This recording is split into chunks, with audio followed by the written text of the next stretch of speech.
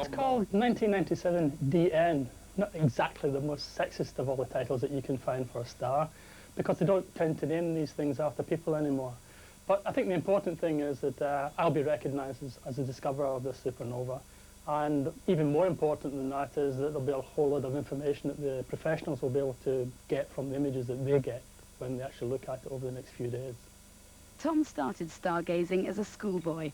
Although he's now realised his dream after a search through 4,000 galaxies, he says he has no intention of giving up the hobby. Lucy Alexander, Anglia News. Trick-or-treats. They're all associated with Halloween. But how did it all begin? More and more people seem to mark Halloween every year, but it's a controversial festival, so we sent Matthew Hudson to find out what people are really celebrating.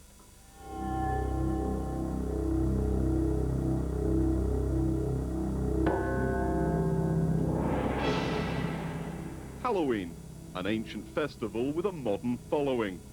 October the 31st is becoming an increasingly prominent occasion. From this giant pumpkin created from a radar system by servicemen at RAF Feltwell, to the cards, masks and other merchandise which fill the shops in our high streets. But what are we really celebrating? Ghosties, ghoulies and witches on broomsticks? Or does this shadowy festival extend back beyond these stereotypes?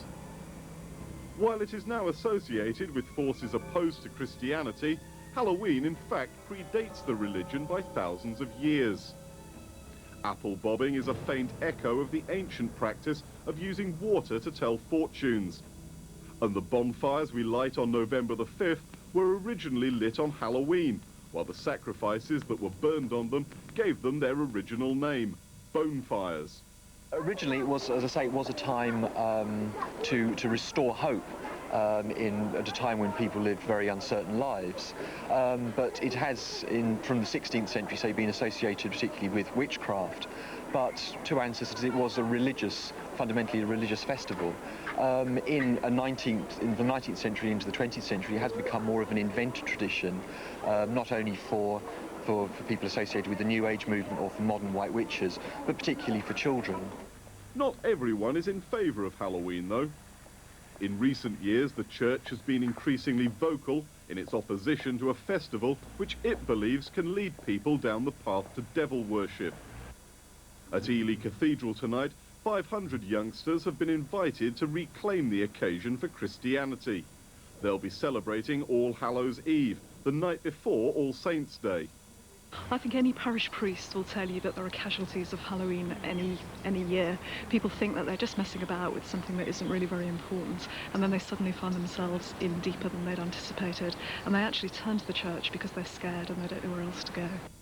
There have also been concerns that the trick-or-treat tradition imported from America in recent years could put children in danger.